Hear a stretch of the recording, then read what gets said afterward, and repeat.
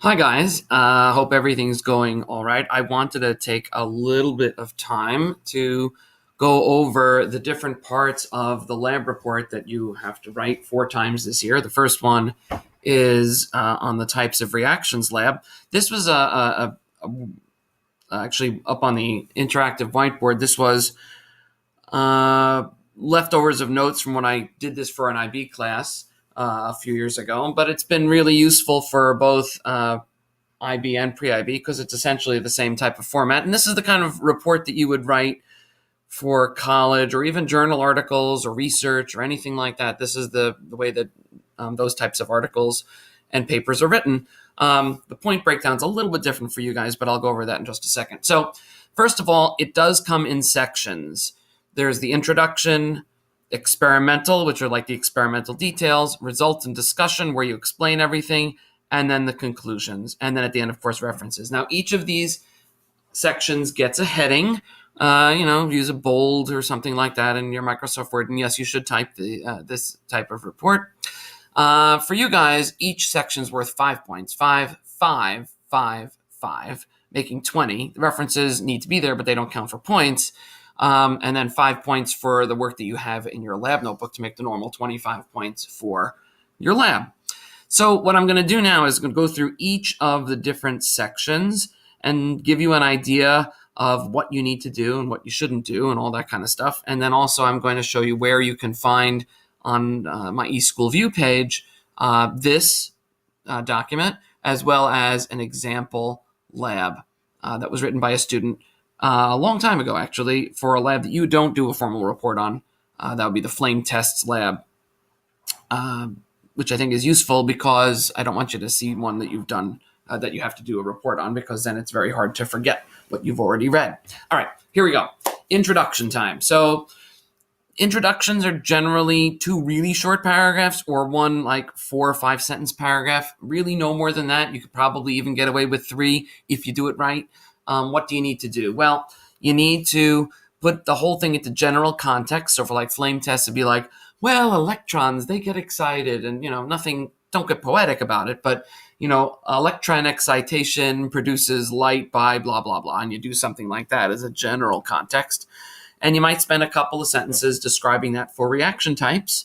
And then the end of the introduction section should always end with a sentence that begins something like this: in this investigation or in this experiment, something like that. And then you finish it out. In this investigation, 7 solutions were tested for their flame colors and compared to 3 unknowns or something like that. Very specific to the investigation you're doing. That's why we draw this kind of upside down triangle. You start very broad and then you narrow it down till you get to a point right there at the very end of the introduction so that you know exactly what is going to be talked about. All right, so that's the introduction. Experimental. This includes both what you did, which is the procedure, and what you saw, which are your observations. I know it seems weird that in the experimental details, you're writing your observations, but that's where this belongs. However, when you observe something, you don't explain why it's happening. That is for later. That's not for the experimental section. So for instance, back to flame tests, I don't know, popsicle stick was placed in a solution of sodium chloride. It was put into the flame and it turned yellow. That's essentially all you would say. You wouldn't tell me why it's yellow. You wouldn't tell me about electrons moving. You just explain what you did and what you saw. Notice, though, what I did when I said that, and this is important for the way you're going to write it. No first person. I didn't say that I put it in. I said a popsicle stick was placed in. Past tense, because it's happened already. No first person. In fact, no third person, just passive voice. So again, the popsicle stick was placed in the sodium chloride solution. Then it was placed in a flame and it turned yellow. That's it. No the experimenters, no Alex, no, I, nothing. Okay, just what was done. And it should be in paragraph form. Now, for the types of reactions lab, you might think about doing some little subheadings, maybe one for synthesis or one for decomposition, such and such. You can do that. That might make it easier for you to organize. It should not be bullet form. It should not be step 1, step 2, step 3. It should not be command form, like a recipe, like, place 5 mils. It shouldn't be just a restatement of what was on the lab sheet. It should definitely be in paragraph form and should talk about what was done. All right. That's a big thing stylistically to get used to, but it's an important one. Results in discussion. Now you're going to get a chance to explain everything that happened. Now you can explain in the flame test lab about electrons jumping, and for you guys in types of reactions lab, you're going to explain why you saw what you saw. Such and such, I'll even give you an example. The copper wire, when you put it in the flame and it turned black, you have to explain that. Why did it turn black? Well, that's when you look at the equation and you explain that your products are black. That's the color of copper 2 oxide. It's a black powder. So that should be in your explanation. And you're, in a sense, justifying your observations with your explanations. This is a good spot to put things like the balanced equations and things like that. Okay, I'm not going to give you too many hints, but at least have that. Now, in some labs, there's importance to error discussion. Any kind of errors that you might have encountered, why you think that might have happened. This lab doesn't really lend to that. There wasn't a lot of measuring going on. So, and there's not a lot of weird results. Maybe a no reaction on the last piece, but that's not a weird result. It's just whatever you observed. So this would be the spot to do it if you had that.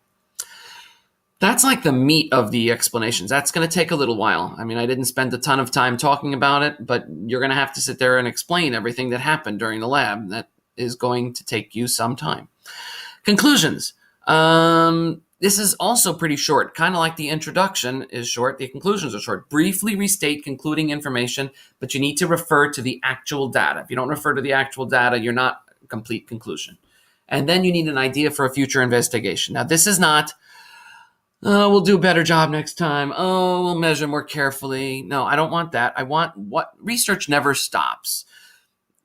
We always are looking for new things to try. So what would be the next thing you would try if you were to take this investigation a step further? Last up are references. It says out of IB program. That's because if you don't list references and you plagiarize, then you could be technically out of the IB program. But that's not for you guys. However, you didn't come up with the reaction types. You learned it from somewhere. You can reference things as simple as the note packet. You can reference the textbook. You can reference a web page. I don't particularly care about the format of your references as long as they are there so that you're giving credit to where you got your information. Even if you didn't use a quote, you can still have references at the end of your paper. All right. I think that pretty much sums it up for there. If you go to my eSchoolView page, I've now updated it with 2 more links under general class information. Traditional report format, which is exactly what I've been going through. It's this document right here as a Word document.